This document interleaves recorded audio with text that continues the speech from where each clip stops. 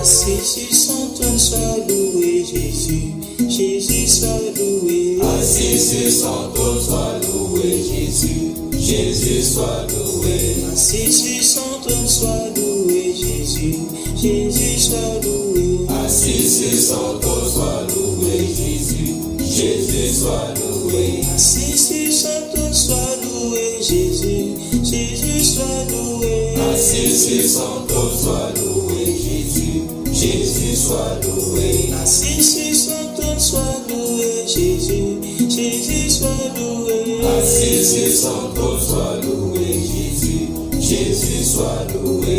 Hosanna, alléluia, Hosanna, alléluia. Hosanna, alléluia, Hosanna, alléluia. Hosanna, alléluia, Hosanna, alléluia. Hosanna, alléluia, Hosanna, alléluia. Hosanna, alléluia, Hosanna, alléluia. Hosanna, alléluia, Hosanna, alléluia. Hosanna, alléluia, Hosanna, alléluia. Hosanna, alléluia, Hosanna, alléluia.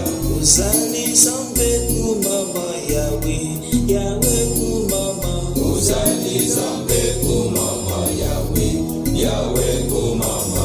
Hosanna, zambe kumama Yahweh, Yahweh kumama. Hosanna, zambe kumama Yahweh, Yahweh kumama. Hosanna, zambe kumama Yahweh, Yahweh kumama. Hosanna, zambe kumama Yahweh, Yahweh kumama. Hosanna, zambe kumama Yahweh, Yahweh kumama. Hosanna, zambe kumama Yahweh, Yahweh kumama. Hosanna, hallelujah, Hosanna, hallelujah. Hosanna, alléluia, Hosanna, alléluia.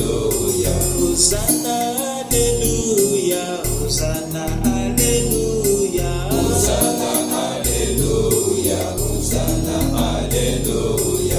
Hosanna, alléluia, Hosanna, alléluia. Hosanna, hallelujah, Hosanna, hallelujah. Hosanna, alléluia, Hosanna, alléluia. Hosanna, hallelujah, Hosanna, hallelujah. Hosanna, alléluia, Hosanna, alléluia. Assis sur son trône, sois loué, Jésus, Jésus soit loué. Assis sur son trône, sois loué, Jésus, Jésus soit loué. Assis sur son trône, sois loué, Jésus, Jésus soit loué. Assis sur son trône, sois loué, Jésus, Jésus soit loué. Assis sur son trône, sois loué, Jésus, Jésus soit loué. Assis sur son trône, sois loué, Jésus, Jésus soit loué.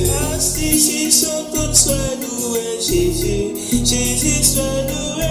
Assis sur son trône, sois loué, Jésus, Jésus soit loué. Hosanna, alléluia, Hosanna, alléluia. Hosanna, alléluia, Hosanna, alléluia. Hosanna, alléluia, Hosanna, alléluia. Hosanna.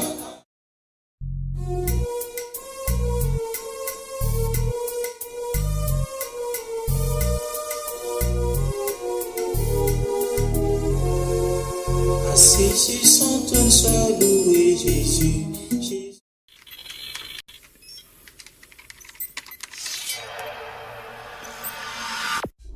Puisque l'approche scientifique ne permet pas de trancher la question, il faut se tourner vers d'autres indices pour trouver la réponse. Le premier signe est en rapport avec la Bible. Pour beaucoup de gens, ce best-seller mondial numéro 1 est juste un livre religieux parmi d'autres. Pourtant, ceux qui prennent la peine de le lire se rendent assez vite compte d'une caractéristique surprenante. son unité, sa cohérence. Bien que sa rédaction ait demandé 1500 ans, elle nous dévoile un propos cohérent qui s'est construit progressivement au cours des siècles et qui apparaît au final comme un édifice impeccable, majestueux, et qui dépasse totalement ceux qui l'ont construit. Des premières pages aux derniers mots, elle est centrée autour d'un même sujet, la connaissance de Dieu, le Messie et le plan du salut divin pour l'humanité. Pour celui qui ne connaît rien à la Bible, cette affirmation peut paraître un peu fumeuse. Pour lui, c'est juste des mots, des concepts abstraits, de la spiritualité, sans rapport avec le monde réel. Mais pour celui qui la lit et cherche un peu, l'évidence devient de plus en plus écrasante que quelqu'un, derrière ce livre, au travers de centaines d'épisodes, de miracles, de prophéties et d'événements surnaturels, quelqu'un a construit un message qui nous est adressé. Par exemple, Moïse expose clairement la base de la relation avec Dieu et annonce la venue du Messie. 5 siècles plus tard, David, parmi d'autres, prophétise les détails de la crucifixion tout en engendrant les ancêtres de Jésus. 300 ans plus tard, c'est l'œuvre monumentale d'Ésaïe qui complète de façon saisissante le portrait du Messie, annonce son sacrifice, sa résurrection et la future restauration mondiale. Et c'est comme cela tout au long des 66 livres de la Bible, avec des centaines de détails et révélations surnaturelles. Et cela pose une vraie question. Comment cette quarantaine d'auteurs tellement différents, Moïse, David, Salomon, Ésaïe, Daniel ou Jésus, qui a accompli des dizaines de prophéties par le seul fait d'exister, comment peuvent-ils parler d'une seule voix et aborder chacun une facette du même message ? Sans se connaître, ils se confirment mutuellement et construisent le même tableau, un seul tableau immense et qui les dépasse totalement. C'est complètement incompréhensible et impossible à réaliser. Ils ont été chefs d'État, bergers, prophètes ou apôtres. Ils ne se sont jamais connus, ont vécu à des siècles d'écart et sont pourtant en parfaite unité, centrés exactement autour du même sujet. Impossible, n'est-ce pas ? Et c'est un cas totalement unique. Ni le Coran, qui ne s'appuie que sur un seul homme, sans antécédent, ni aucune confirmation postérieure, ni les écrits hindous, truffés de récits légendaires, ni aucun texte religieux de l'Antiquité n'a ce caractère unique. La Bible seule comporte cette sorte de filigrane attestant de sa véritable origine. Le second signe est lui aussi au cœur des passions les plus extrêmes. Il s'agit du peuple juif. Étrangement, le simple fait de parler d'Israël déchaîne des réactions quasi irrationnelles.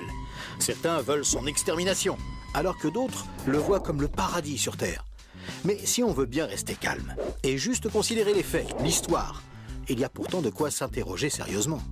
Comment ce peuple, haï depuis toujours, déporté une première fois, puis revenu sur sa terre il y a 24 siècles, puis déporté à nouveau et dispersé dans le monde entier pendant 17 siècles, comment a-t-il pu survivre?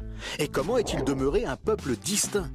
Aucun autre peuple n'a jamais connu une telle trajectoire, défiant toutes les lois historiques. Comment a-t-il pu reformer un État et même se remettre à parler son ancienne langue? Ça n'est jamais arrivé à aucun autre peuple. Il y a 25 siècles, le prophète Ésaïe posait une question étrange. Un pays peut-il naître en un jour? Ça ne s'est jamais produit, sauf pour la nation d'Israël, qui est née en un seul jour, le 15 mai 1948. Et cela, à peine 3 ans après la fin de la guerre et la solution finale mise sur pied par Hitler pour les exterminer. Et ce n'est pas tout. Le lendemain, Israël était attaqué par les armées de 4 pays arabes supérieurs en nombre et en armement, et il a pourtant gagné la guerre. Des soldats ont même raconté avoir assisté à des interventions surnaturelles. Étrange, non?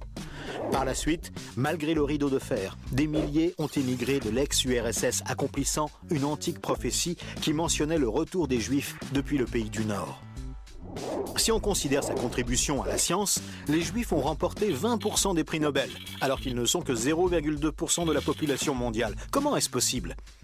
150 ans avant, ce n'était qu'un pays désolé, entièrement livré à la mauvaise herbe. Et aujourd'hui, on en parle comme d'un miracle d'agriculture. Ésaïe avait prédit que même le désert refleurirait.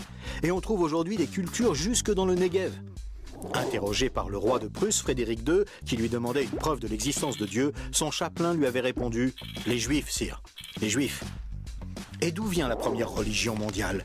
De Jésus, un juif, dont l'enseignement, la mort et la résurrection continuent à impacter en profondeur la société humaine.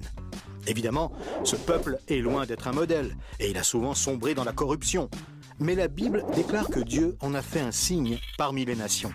Qui pourrait dire le contraire? Pour terminer ce bref survol, une considération d'ordre moral. Encore un sujet tabou et pourtant... La Bible présente le bien et le mal comme des valeurs absolues, des valeurs extérieures à l'homme, qui les perçoit cependant par le moyen de sa conscience. Au contraire, la vision matérialiste de l'homme affirme que le bien et le mal sont des notions culturelles, relatives, résultant d'un long processus évolutif de l'être humain. Pourtant, tout le monde considère certaines valeurs morales comme supérieures à tout le reste. Par exemple, violer une petite fille, massacrer des bébés, commettre un génocide ou laisser quelqu'un mourir de faim sont considérés comme cruels et inacceptables. Même si certains tortionnaires ont affirmé qu'ils n'y voyaient rien d'immoral, nous pensons qu'ils n'avaient pas le droit de faire ça. Mais pourquoi le pensons-nous? Pourquoi pensons-nous que certains préceptes moraux sont supérieurs? D'où vient ce sentiment qu'il existe, en dehors de nous, des normes morales supérieures, des normes indépendantes de nous, puisque nous nous sentons nous-mêmes jugés par ces exigences morales? Étrange, non? Nous avons parfaitement conscience d'être imparfaits. Nous pensons que l'humanité est détraquée, mais par rapport à quoi? Ce sentiment de culpabilité contredit d'ailleurs la théorie de l'évolution et son hypothétique lutte pour la survie. Et pourquoi l'homme aspire-t-il au merveilleux, au paradis, quelle que soit sa culture? D'où vient ce sentiment intérieur qui fait exactement écho au récit biblique? Cette conscience, issue de nulle part et en parfait accord avec la Bible, constitue encore un autre signe tangible, bien difficile à nier.